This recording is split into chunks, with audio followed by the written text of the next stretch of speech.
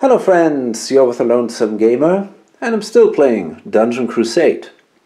And now we're still on our first dungeon dive, the first of three. And I have to admit, the game slowed down a little bit, and during the last two videos, things were not too exciting. I was basically just slaying all these raiders. They were coming, really crowds of raiders tried to get to the village. And they really slowed me down because I had to deal with them. I could not really follow my main quest, for example. On the other hand, this allowed me to finish my side quest because a lot of the wraiths also became raiders. And one of my goal was, side quest was to kill wraiths. So now all the wraiths are gone. And I also managed to explore large chunks here, the Crypt of the Betrayer and the Hidden Passage here, also this area here, this Black Mark Grotto, and we found treasure, we explored treasure chest, mining sites, so it was a really profitable time. I made a lot of cash.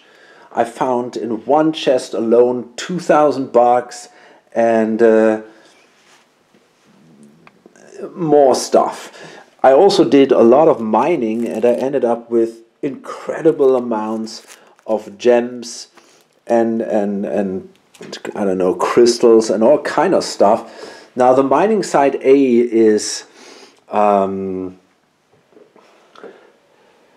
exhausted. But we really managed to get a lot of stuff from that side. So yeah, I basically, I kind of invested some time. And the only timing mechanism you have is this encounter deck. And there are still tons and tons of encounters. Only when this runs out, then the terror level moves one space ahead, and you can then, you have to then construct a new deck. So, I don't know, it feels like there's really no need to hurry here. Okay, so now, but now I want to do, I want to attack again. I want to do something again. So we still have one of these raiders hanging out here, and we got to kill him, obviously. Then we got to hear the second guardian. Also, we want to kill that guy. If we manage to kill this guardian, then we completed our second side quest, and then only the main quest is left. So that would be an important step. And I'm planning now to attack this guardian during this turn. And I have a pretty good idea how I want to do that. Actually, I think I can possibly handle this guardian pretty much with the battle mage alone, if I prepare her properly and give her good equipment. So that's what I got to do, because I want to use the battle mage alone. There are two reasons. First of all, I want to make sure that the others can deal with the raider. That's important, because if raiders escape, we get in trouble.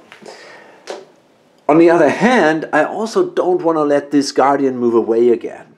I want to make sure now that he's close to us that I bring someone there so that he stays with me and has to fight. So, and I realized the battle mage is the right one to do that. So my idea is now, I got, for example, the guardian. Let me show you that quickly. So the guardian is good in physical combat, spiritual combat, and in chaos.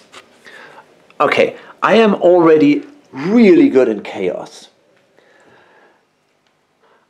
I'm okay. I got a +6 modifier in chaos. I got a +3 modifier in physical combat. So if I could attack during these 2 times, I could also do significant damage. I got one weapon here which does +2 damage, and I got one +1 weapon, so I could already do 3 damage, possibly. Now in the last phase though, this is this one here, the spiritual one, I'm really bad. I got a -3, so that's not good, and I would take 2 wounds there. Okay, I don't like that, but maybe I have to accept it. But here's my plan. I just want to make it even better for me. First of all, there's the knight. I want to move with the knight to Albus, and I want to give Albus the Ring of Iron Fury. Now that gives me 2 more, another +2 on Chaos, so then I have a +8. I mean, that should be pretty good. Then I want to bring the priest also here. I want to bring her to Albus and then move on, but first to Albus, and I want to give then Albus the Dagger of Mourning. The reason why I want to do this is because it does 2 damage. In addition, I want to give Albus wait a minute, I wasn't quite sure how I wanted to do that. Yeah, it was basically the Dagger of Mourning. Exactly. So that was my idea. And then I will activate Albus and move him to our battle mage. And I want to give her these 2 items. Then she can do 4 damage in a single combat turn. That's pretty good. And this guy has 8 life points, so if I do 2 combat turns against him, I can possibly kill him.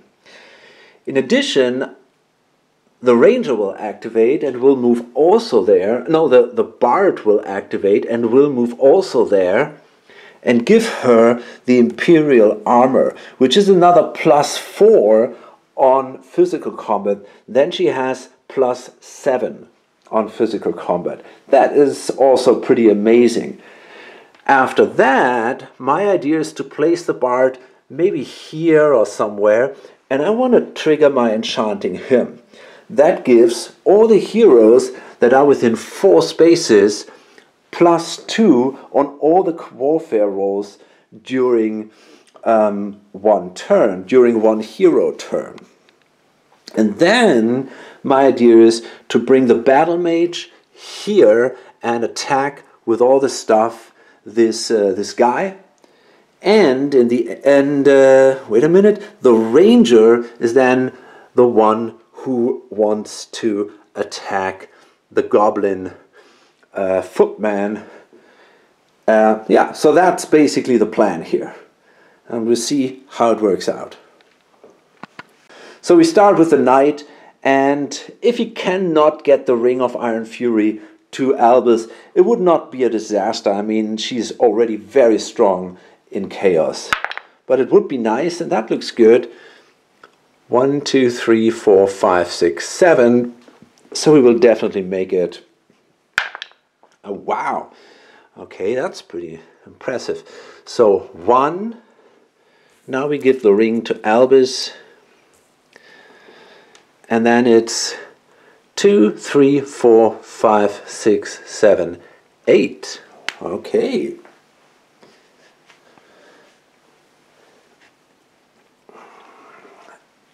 So, next, oh wait a minute, I forgot to draw an encounter card. I gotta do that. So, let's see what we get. This is an event. Randomly select a hero, okay? That is our bard. This hero has come across a dying high priest of the faith who was part of a massacre in the village of Salem Port. Furiously, this hero grabs for a steel rod that is nearby to slay this malevolent creature. Roll a d10. Okay, so let's see. Gives us the option to roll a d10 again. I love that. That's a 5. I hope it's not 1 to 5. The hero simply kills the filth. Okay, that's it. And I'm not gonna I'm not going to read the rest. I don't want to spoil anything for future games. So that's what happened. Okay. Good. Okay, so now let's continue. Second is the priest over there. And that should be easy to get him to Albus or her. That wasn't too successful. 1, 2, 3. And that is 5. 1, 2, 3. Well, we can simply move her here, I guess. And now I'm going to give Albus the Dagger of Mourning. Now I thought about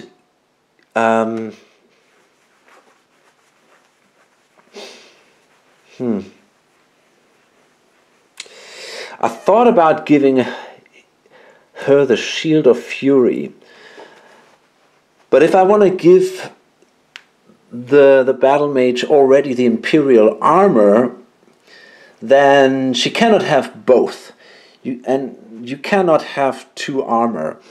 So, which is a little odd. I think it would be cool to have the option to, I don't know, carry something like this and a shield, and maybe in addition to that a helm, but that's not possible. You can only carry 1 piece of armor. Okay, guess I have to take a few wounds. Yeah, I'm in a good shape here. I still got 10 life points. I got my full life points, I guess. Okay. So that was the priest. And now I want to activate Albus.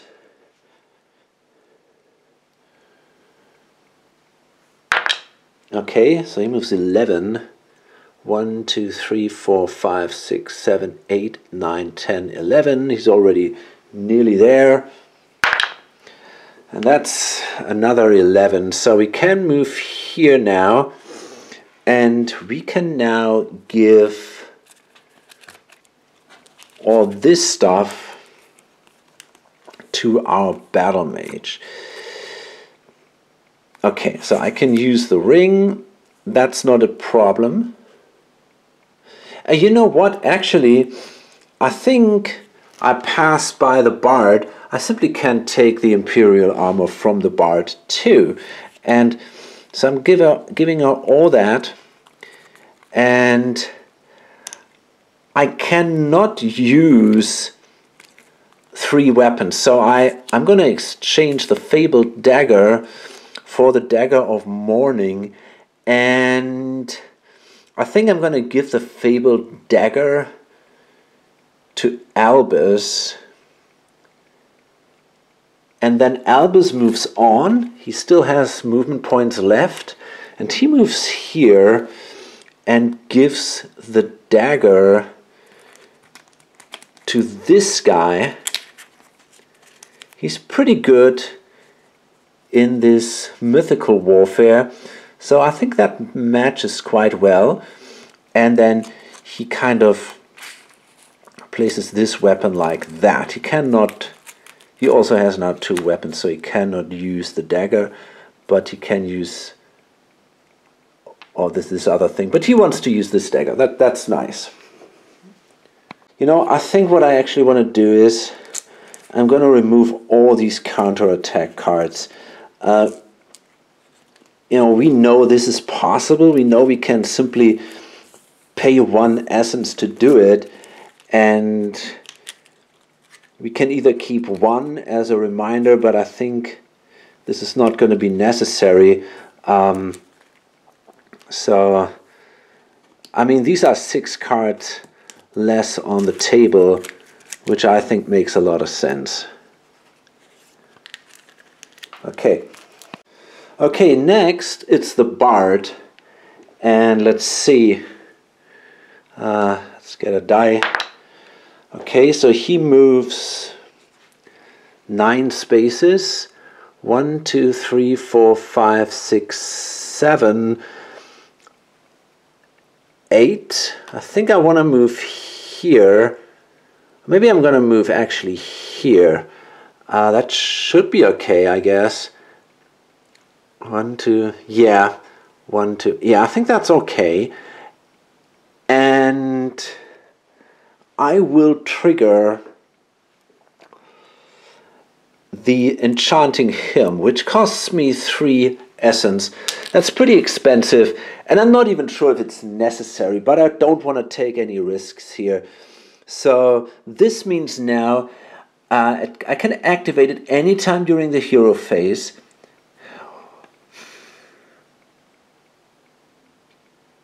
You know what? I mean, it says anytime.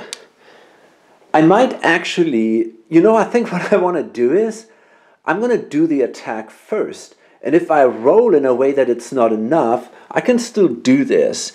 And then I can still get the effect. That's actually pretty awesome. It doesn't say you have to do it on that hero's turn or something. So that can be pretty powerful if you see it that way. It's basically a +2 boost that you can use if you need it, and you don't have to do it before the rolls. So that is nice. So the Bard is placed now in a way that he can support her, but also the Ranger if he attacks the Goblin.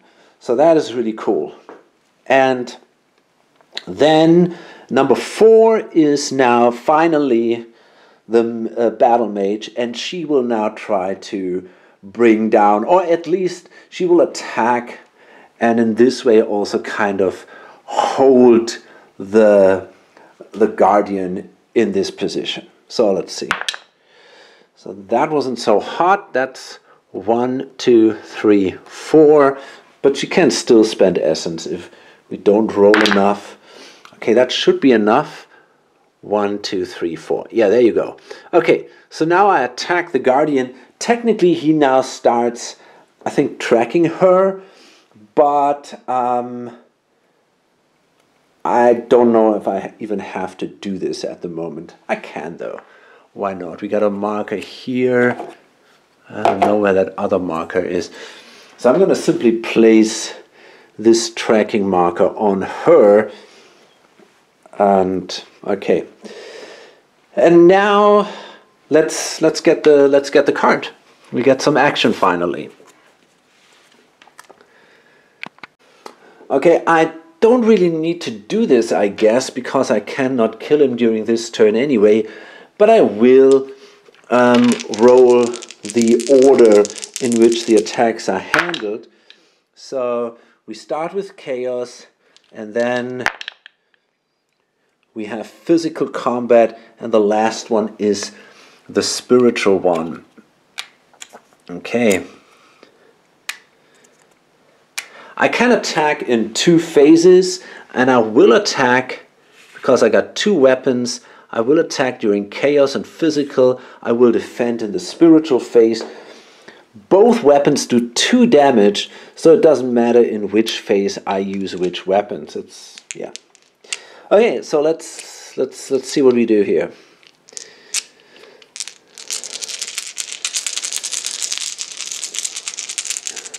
I mean, it shouldn't be such a big deal. I might later take the only problem is this one here. So there I could get into trouble, but we'll see. Okay, now let's see. We start with Chaos. We got a 6, and I got a modifier of +8. Okay, that's insane. So that means I got 14. That's enough. So I do 2 wounds to this guy. That's a start. Next, Physical Combat. I got a 14, and I got a modifier of +7. Okay, that's 21, and guess what? That's enough. So the guy takes another 2 wounds, and that's the problem now. I have here a 12 in Spiritual, but I got to subtract 3, so I'm down to 9. This is not enough. He has 14, so I also take 2 wounds, which is a little bit painful. But okay, I mean, that was kind of calculated. Okay, no huge surprise here. It doesn't help to do my enchanting hymn. The +2 wouldn't do me any good here. So therefore, I won't use it, and I will simply save the essence. Okay, I think that was a fine start. So next it's now the ranger, and yeah, I think I have to try to attack the goblin footman. This isn't easy, but I have to do it basically. If things go wrong, I have my hidden dagger. It's a bit of a risk, but I can also use the enchanting hymn, so we'll see. Okay, so I can easily get there, and I will position myself here, and then we'll see. Let's get the card. So we have here, so we have ranged, physical, and chaos. And, well, actually I'm pretty good in all of these, maybe not so good in physical. So I would prefer... It doesn't really matter, actually. It's not such a big deal. Maybe I would prefer ranged, but I don't know. So let's see, we're going to roll a die. I guess a 1 would be fine here. So let's see what we get. Okay, that's a 1, so it is indeed ranged combat. And I got a +3 modifier. But he has an 11, so I need an 8. I guess it should be possible to do that, though. Yeah, that is not a problem. I got a 12 and again a 12. So I managed to kill that guy pretty easily. Okay, that is good. So we have no more raider. And we can roll a die and see if we roll a 20 to get some loot. Nope. Okay, that's it. Okay, so now the warlock is left. And I am not quite sure what I want to actually do with this guy.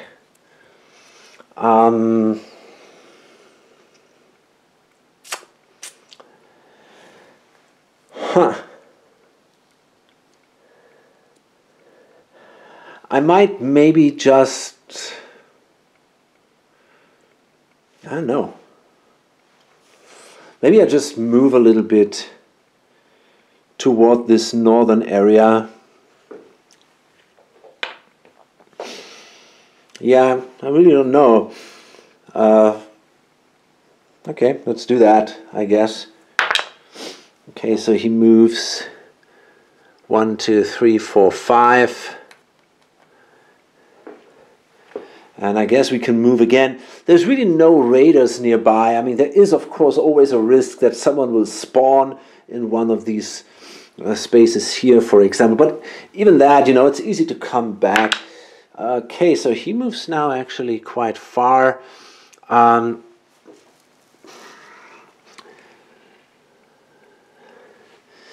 So I think I'm going to move 1, 2, 3... I don't know, 4, 5, 6. So I'm going to place him here, and the goal is, of course, we have to explore these 3 chambers that are left there. So that's then the end of the hero turn, and now we go to the monster turn. So after the Orc Siegebreaker moved a few spaces, now Lord Blackhand will attack, and as far as I understand it, I'm the only one which is basically a potential target, simply because the others are too far away, so they are not in line of sight. And yeah, she's attacking, so he's not going to disengage or anything. He just will simply attack her now. And yeah, he does. We do a full combat, so we go again through all 3 turns, and we'll see how it plays out. So let's go through the order first. So we start with physical, then chaos, then spiritual. So this time these 2 are changed. It doesn't really matter, I guess. We cannot kill him anyway. And I want to do a counterattack. Then maybe the odds. So the thing is basically for me that I have a problem with my spiritual combat. I will have to face that this turn, definitely. Or this round of combat. But if I attack again, and if I do a counterattack now and deal him 2 more wounds, I have a better chance to avoid that in the next turn, because I basically only need 1 attack to kill him instead of 2.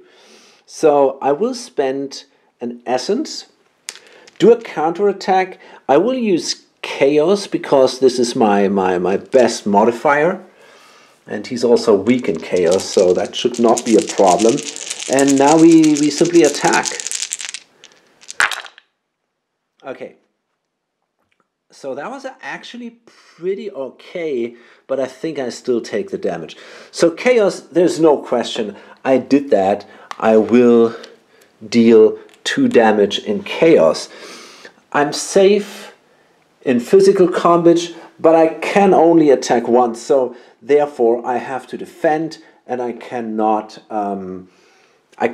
deal damage. Here, now this is a 14, which looks pretty good, but the problem is I have to subtract 3, so that's not enough. I'm going to take another 2 wounds, which kind of sucks, but okay.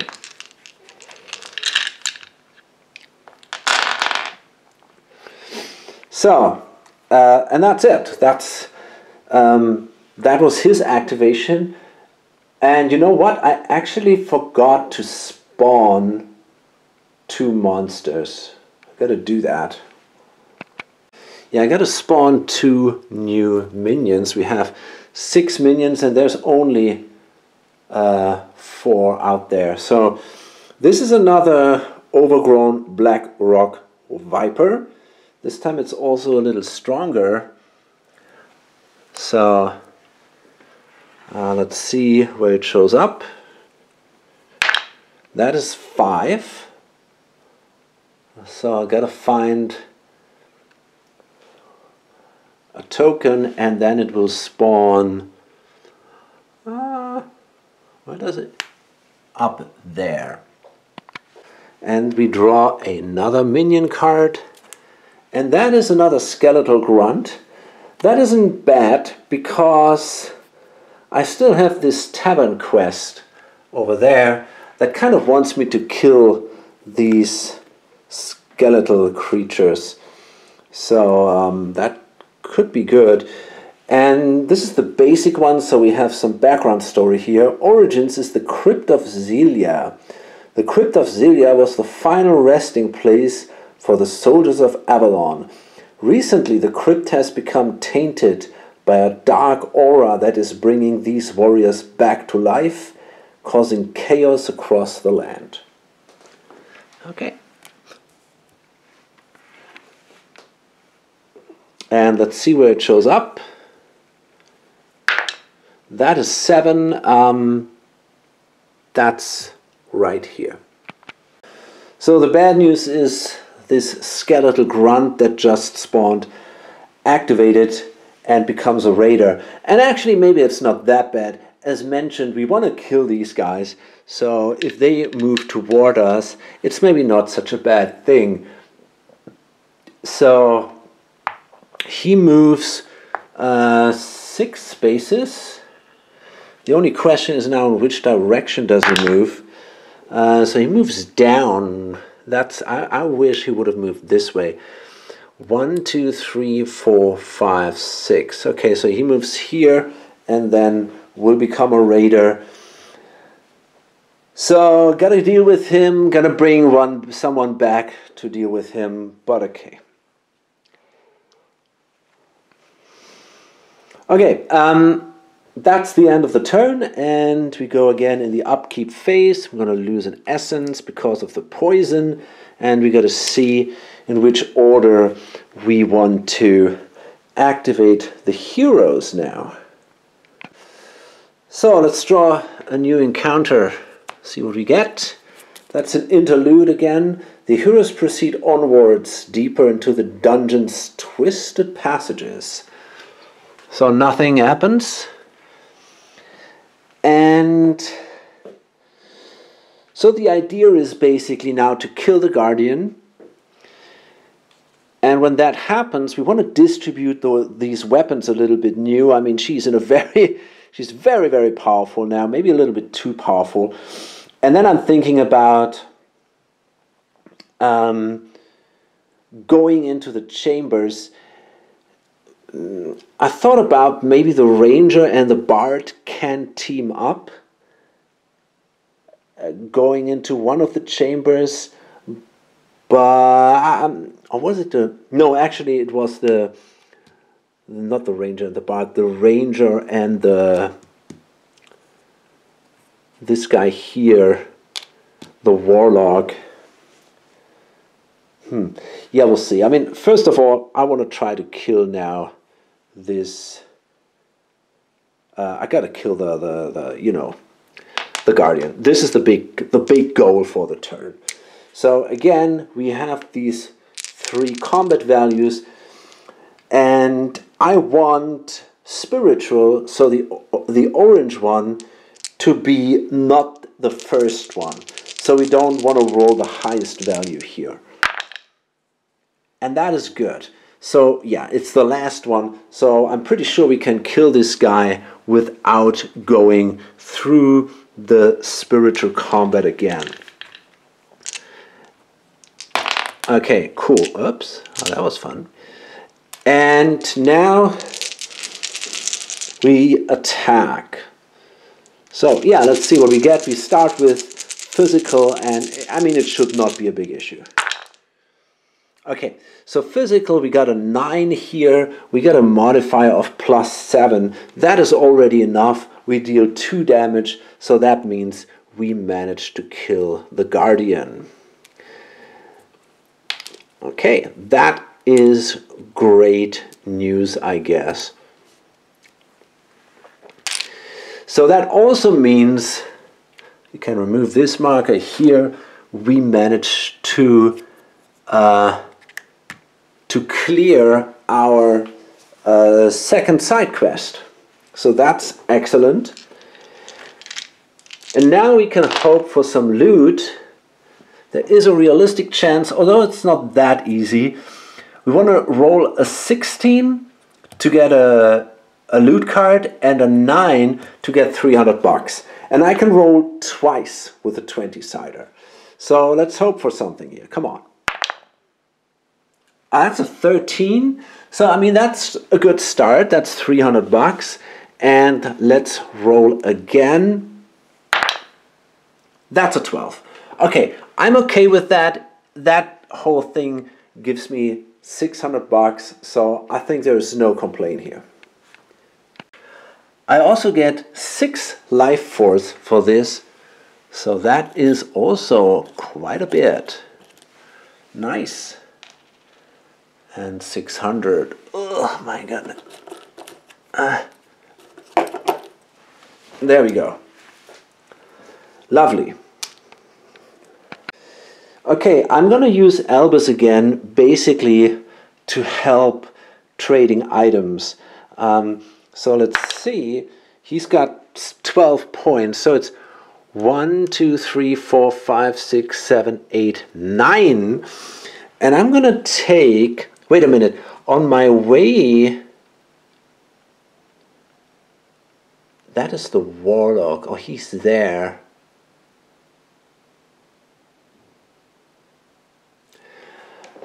Okay, I'm gonna go actually, yeah, I'm gonna go here with 9, and I'm gonna take from the warlock the unbalanced axe. Then I'm gonna move back the remaining 2 points or 3 points. I'm gonna give the unbalanced axe to the battle mage. She already had that before, and I'm gonna take the fabled dagger and Luke's training sword from her. Just have to make sure that somehow, I'm not quite sure why she only has a single weapon. I find that, oh, I get it. The dagger of mourning.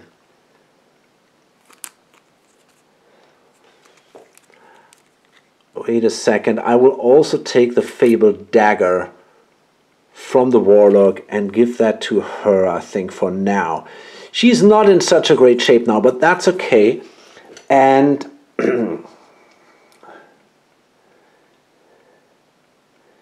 now I got an additional action with him.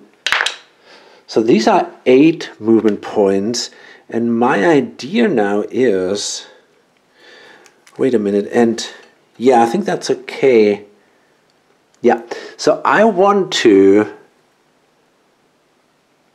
1, 2, 3, and then I'm gonna give the warlock Luke's training sword,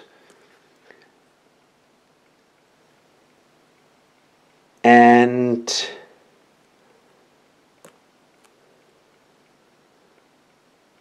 does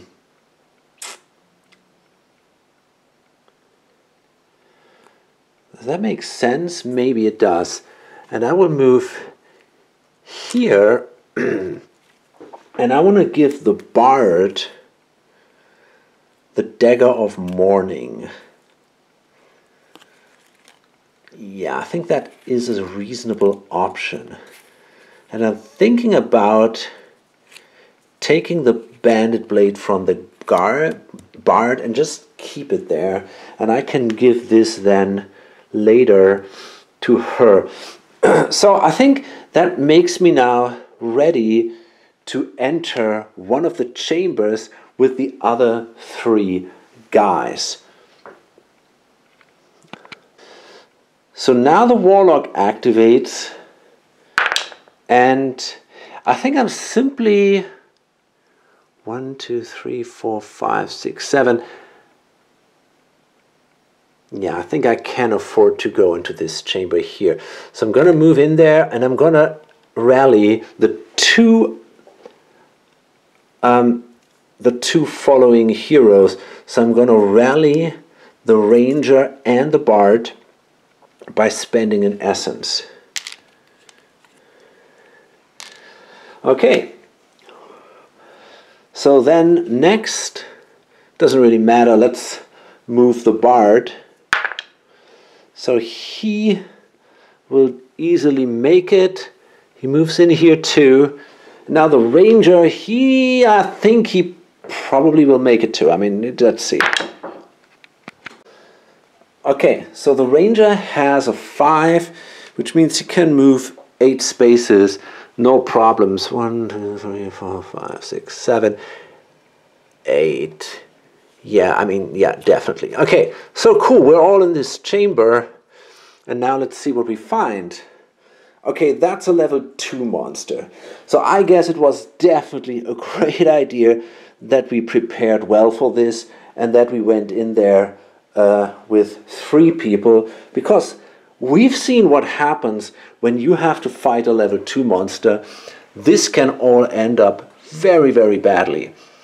Okay, so let's see. We got to draw a level 2 champion, and we'll see what it does.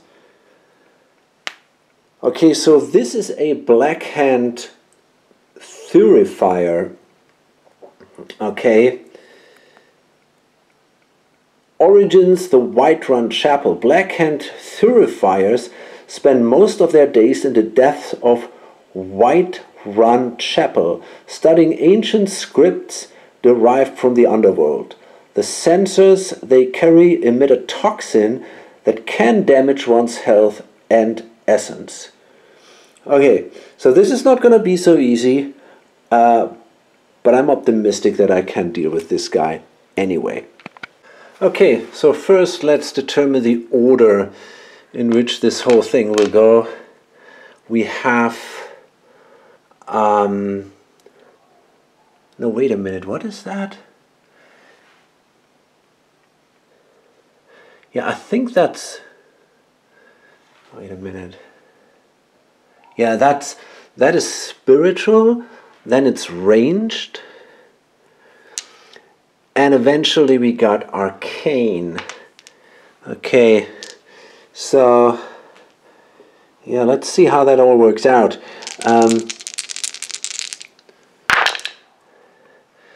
Okay, so one of these.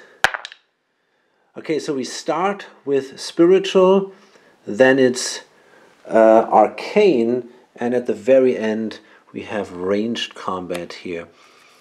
So, okay, spiritual, wait a minute, this is arcane and ranged. Okay, so let's see, I mean, so this guy is obviously pretty good in no, wait a minute, this is the ranger. He's good in ranged combat, he's got a +3 modifier. He still needs a 10 though, so it's not such an easy task. This guy here is good in spiritual. He has a +3 modifier if he uses his royal scepter. So he needs a 9, okay. And what about the arcane combat? And this is where our weakness lies. We're not good in arcane combat. I have a +2 modifier. I mean, that's not terrible, but maybe I should have given the Jade Ring before I entered to the Warlock, so that I kind of focus. Yeah, that was not clever, actually. I really should have done that.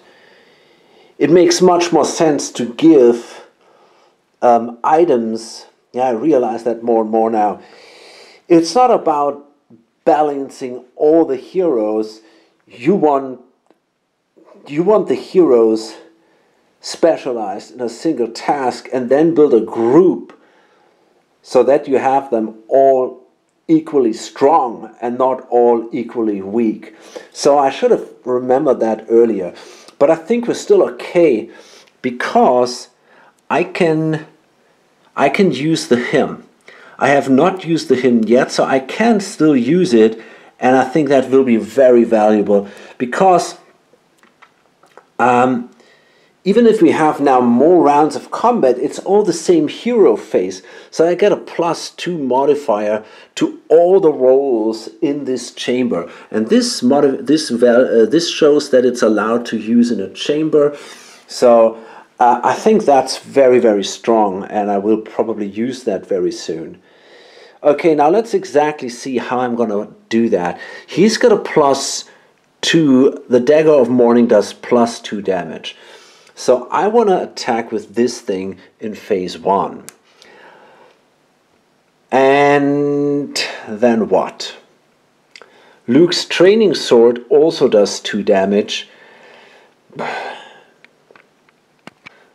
Well, I guess I have to at least try to attack during the arcane phase, although that is going to be very hard. So that is going to be phase 2 then. Yeah, it's already placed here. That's funny. And we need phase 3. Let's use the training sword here. And then in phase 3, that's ranged combat. So I guess I'm going to use the ranger there. And he can simply use his woodsman bow. Yeah, well. Okay, so the guy has 4 life points. So if things are really working out perfectly, we should be able to kill him. But I'm not sure. I'm not that optimistic. But I hope that. I mean, I'm pretty sure we're not going to get killed, especially because of the hymn. The hymn is very important here. So let's see. Okay, so that wasn't great. So we start with phase 1. That's a 10. I can add 3, so I got a 13. That's enough. So I already do 2 damage with my dagger of mourning. That's a pretty good start. Then, and this is where the things go wrong now, we got 6 during this phase, plus 2, that's 8. Yeah, okay, I need a 15, so that is not working out. I'm going to take 2 wounds here with the Warlock. That's not good. And then we got a 12 here with the Ranger. I can add 3 there, so I'm at 15, and that is enough. So I do another wound. Okay, so no need for the hymn. And we go now to the next combat phase. And this time the order matters, because we want to avoid the arcane combat. So green, we want to roll low. That's good, that's great. So we can start with spiritual, then ranged, and the last thing is arcane. So we now have a good chance to kill him.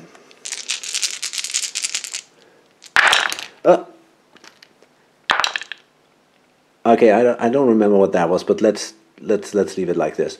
So we start with spiritual. I got a 10 here. I can add 3. I needed a 13. That's enough. Okay, cool. So yeah, I did it. I managed to kill the guy. That was much easier than the other one, but as I said, this time we were 3 people, and we were overall better prepared. And I think the guy is also not as strong as this Orc Berserker was. Okay, so as a reward, I received 2 life points. And then I'm gonna roll the 20-sider. I need a 9 to get $100, and I get a 16 to get loot. Yeah, that's an 18. Fantastic. So, let's see what we find. Worn out adventure boots. Just some junk. These boots have no more adventures left in them. That's a shame. So you can see there are some cards that are total junk. That's junk loot. And yeah. So they just go on the discard pile, and we cannot sell them or anything. But it's kind of fun anyway. But I still received $100, so that's at least something. And we got closer to our goal. Now I'm going to do one more turn, I guess. So let's prepare for the next turn. First we can remove the essence here, and then we'll see. I completely forgot the monster phase. Of course I will do this, and I'll let you know what happened. So our raider, the skeletal grunt, now activates. He's not terribly fast, so okay. 1, 2, 3, 4, 5, 6, 7, 8. Yeah, so he's kind of fast, but I mean, he is definitely not a terribly fast creature in general. Okay, so now we will go to the next turn. Okay, so the next encounter card. Oh, that's another interlude. A trail of flickering torches helps to guide the heroes deeper into this mysterious labyrinth. Okay, and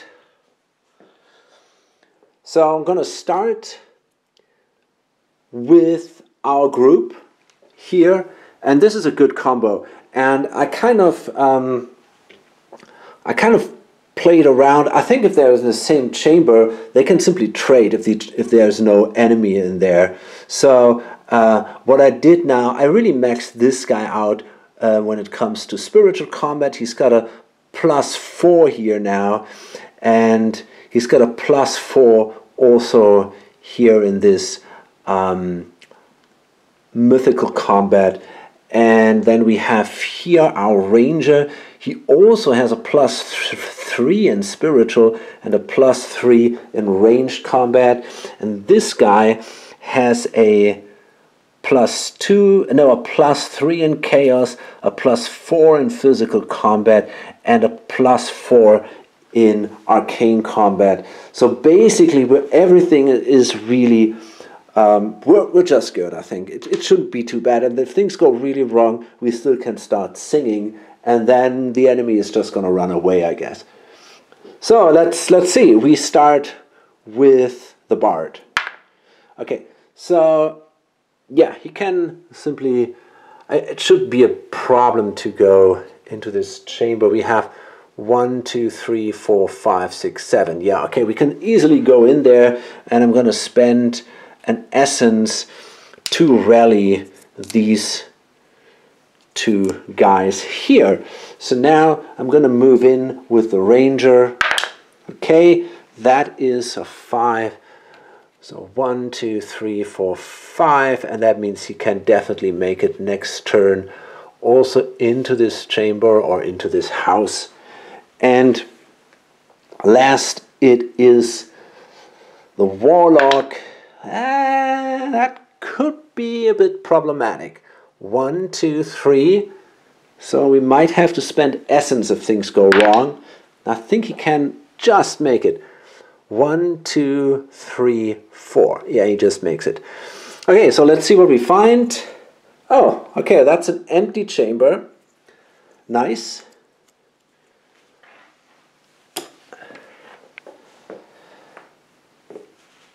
And then we simply go on, and next it's the battle mage. Yeah, and she is the one who is determined to slay that stupid skeleton down there. She's not as strong as she was before, but I think she still is good enough to kill that thing. So we move 5 spaces. 1, 2, 3, 4, 5. And we get another movement action. That's 4. 1, 2, 3, 4. Okay, and now I simply want to catch up with the other two guys. So the knight, oh nice, he moves 1, 2, 3, 4, 5, 6, 7, 8. And another, I don't know, whatever, I'm gonna just move here. So remember, eventually we have to fight this kind of boss creature over here, Banavik, which is a massive troll. I mean, he's, let's be honest,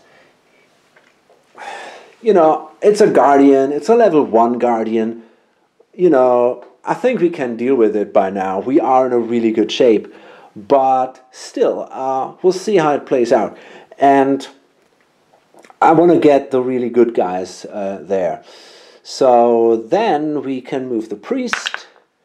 That wasn't so great. 1, 2, 3. And we got another turn. That's better. 1, 2, 3, 4, 5, 6, 7, 8, 9. And you know, actually, who's got the pickaxe? The warlock. You know what? I'm actually thinking about activating Albus. So he moves 1, 2, 3. I'm not sure if you have to. I think I'm gonna stand in front of the door, take the pickaxe from the warlock.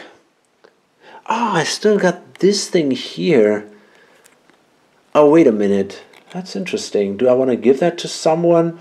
Maybe to the priest eventually, but okay, now I'm gonna just take the pickaxe and 4, 5, 6, 7, 8. Oh, there's the priest, actually. Nice. Okay, so I'm going to give her the bandit blade, because right now she only has a single weapon, which is never good. And then I can roll again and simply now move to her, to the battle mage, and I'm going to give her the pickaxe, because if she moves now in this direction, maybe she can still start mining down there. Okay, yeah. I'm a little nervous because she's got so much money. Maybe Albus will leave the $1,000 with the priest, and then instead take the $1,000 from her. That's a bit better. Hey man, she's got, wow, she's got also $1,500. This is dangerous. We gotta try to maybe kind of give everyone a little more, because if someone loses this money for some reason, we're in a lot of trouble, and we've seen that it can happen. So yeah, this is, I think this is actually it. Now we just have to activate the monsters, and then we're done here. So mainly these guys still all hanging out up there. There's not really, you know, the dungeon in general is not too populated right now. It's just these guys in these few areas, and of course this guy down here, and he's gonna activate now as a raider. That's cool. Only 3 spaces. 1, 2, 3. So yeah, it really seems that there is time left until he makes it to the village. If he does make it at all, by the way, I'm not even sure about that. I'm seriously thinking about maybe bringing her back to join the fight against this boss creature, and then I'm not even sure if we have to take care about him toward the end. Once you kill, you fulfill your last quest, you still have 3 turns in the dungeon that you can use to find stuff, to mine and whatnot. And then comes the teleport back to the village. So during these 3 turns, we still have to deal with raiders and stuff. But that's not a big deal. We can we can just move down. I guess, I don't know, I'm not quite sure. We'll see how the things develop down here. But I'm kind of tempted to use her for the big combat in the end, because we have chaos, a very strong chaos roll, so she would be perfect. We have a very strong physical roll, so that would be good. If we could combine that, yeah, that would be. And then we have a mythical combat, and I wonder, there the bard would be great. So if we had, I don't know, maybe the knight, or if it would just be the bard and her, if we really kind of max things out here, this would be a great hunting party, and then we can still send one of the others, or maybe even 2, down here to deal with the skeleton. Although she would be also very good against the skeleton. But the combination of having a solid, and she also has the Imperial armor. That's a point. You know, you want a good physical and a good chaos, and that's especially interesting because of this Luke's training sword. So I don't know. There is a lot going on here. I have to figure out how I optimize that. Okay. So anyway, we are now at the end of this video, and well, things happened. We managed to kill the guard the Guardian, and we managed to clean out 2 more chambers. 1 more chamber to go. Then we got to successfully blow the horn, and we do this by we have to do some kind of test, and if we manage to do this test, then this Guardian over there, Briarwood or whatever his name is, he will then show up, and then we got to find him, we got to fight him, and if we defeat him, then we will have also finished our main quest. Okay, so I'm pretty sure, honestly, we can do this in the next video. I'm optimistic here. Hope to see you then. Bye.